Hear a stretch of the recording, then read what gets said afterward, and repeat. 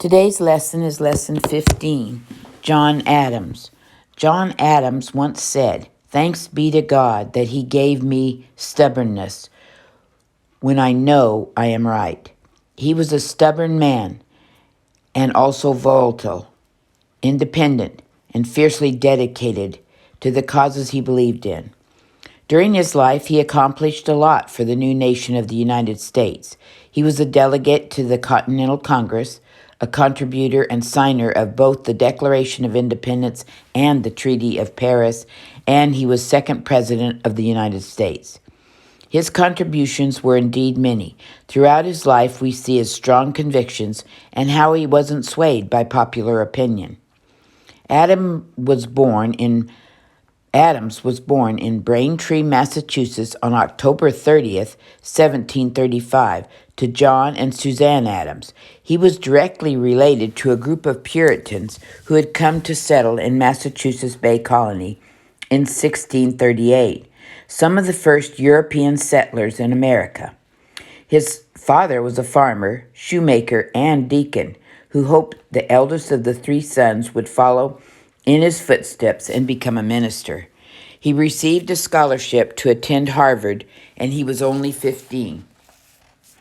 Upon graduation, he was leaning towards a career in law.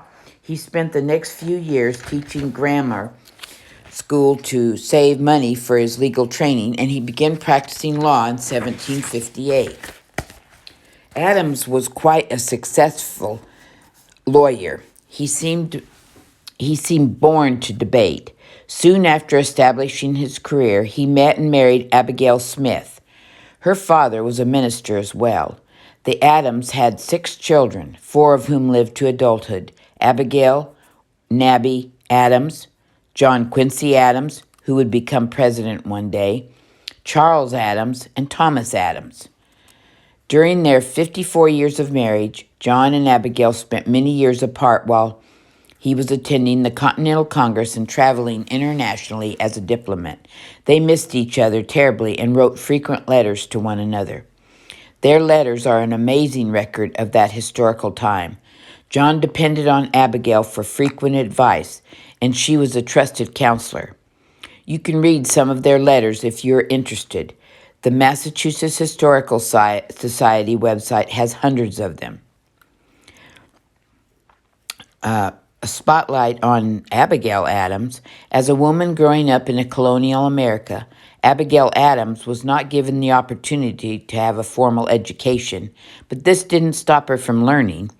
She read vicariously from her family library and educated herself in a wide variety of subjects. She had feminist ideas that were rarely voiced by women in this time period. Specifically, she believed that girls had as much right to an education as boys. In a letter to her husband, she encouraged him to consider the rights of women as the Declaration of Independence was being crafted.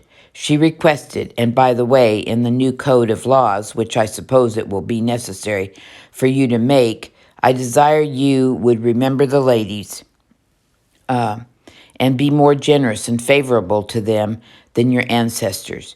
She was free-spirited, quick-witted, and perceptive, and proved herself to be an invaluable advocate for her husband as well as for America. John Adams grew to be one of the most respected attorneys in Boston, but he was pulled into politics when tensions between Britain and the colonies began to rise. Do you remember learning about the Boston Massacre of 1770, the incident where British soldiers killed 3 colonists after being provoked by an unruly mob?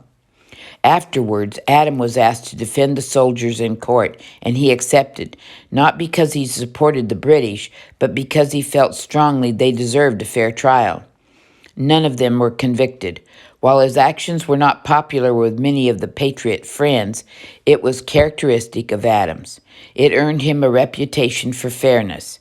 This was just one example of his strong principles and determination to do what he saw as right regardless of popular opinion. Adams was one of the first supporters of the movement for independence from Britain. He was even dubbed the Atlas of Independence for his involvement in this cause. Atlas was a titan in Greek mythology who was assigned to hold up the sky for eternity. Likewise, Adams was seen as holding up the cause of independence. He used his debate skills to persuade the Congress that independence was the only solution. He ultimately convinced them to approve the Declaration of Independence as well. Adams often chose to do what was most effective for the country, as opposed to seeking his personal glory. Another example of his strong ethics. He proved that when he asked Thomas Jefferson to author the Declaration of Independence, when he could have accepted the honor himself because Adams believed Jefferson to be a better suited for the job.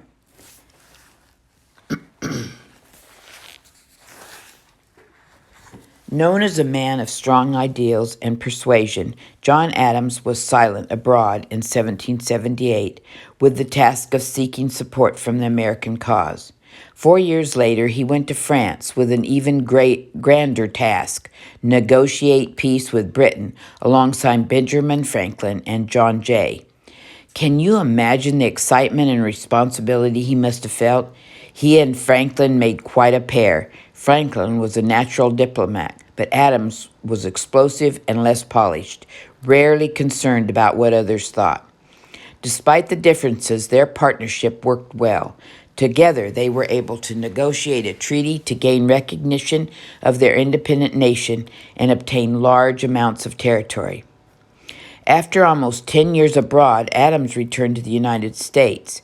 The Constitution had been adopted, and with it, the plan for a presidential election in 1788. Adams hoped that he would be able to find a place in the new American government.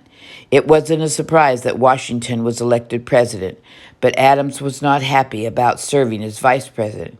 He felt the job was useless and called it the most insignificant office. The job did get him to the ultimate goal, however, and in 1796, he was elected president. It would seem that Adams was right where he wanted to be, but his presidency was difficult from day one. George Washington had been almost universally popular, and politicians and citizens alike were extremely loyal to him. Adams had some big shoes to fill. Also, the Federalists and the Anti-Federalists, remembered them, were more divided than ever. Add to the fact that the leader of the Anti-Federalists, now called Democratic Republicans, was Thomas Jefferson, Adams' vice president and one of the fiercest political rivals. Through the difficult 4 years of presidency, Adams remained true to his convictions, just as he always had. During a heated conflict with France called the Croisade War, he refused to declare war, which would have been the popular thing to do. Adams didn't believe America was ready to fight a war. In his opinion, it was too expensive and the government wasn't stable enough. Because of this decision and other political missteps, he lost the election in 1800 to Thomas Jefferson and was denied a second term in office. Did you know that John Adams and Thomas Jefferson were close friends but went through a period of intense rivalry as well? After Adams came home to Massachusetts from the White House, he was the first president to live there. He and Jefferson were able to put aside their differences.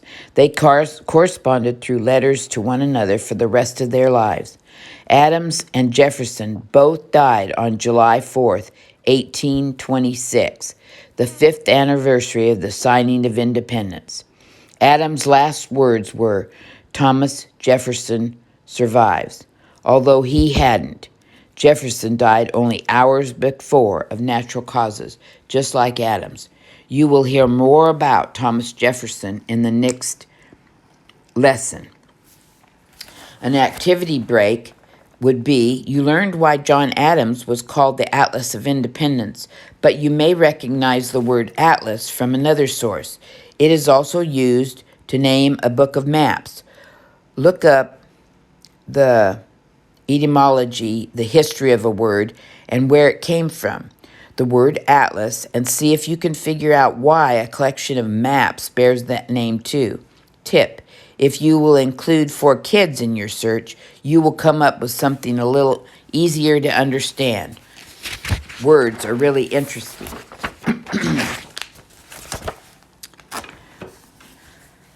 After losing the election, Adams moved to the family home, peaceful, with Abigail. He referred to this time as the happiest years of his life. He spent time writing and making up many years of absence with his wife, children, and grandchildren. He lived for 25 more years, in which he saw his son John Quincy Adams elected president. The legacy of Adams left behind was colorful and varied. He was a man who was sure to his values, even when they weren't popular. A true atlas of independence, he was tireless in his efforts to bring the United States into being and guide it through the early years. John Adams was a man who was not afraid to speak his mind. This is an important characteristic of a strong leader, but at the same time, tact or sensitivity must be used. Which do you think is more important for a leader? Sensitivity to people and issues, or courage to speak up for one's convictions? And that concludes our lesson 15 for today.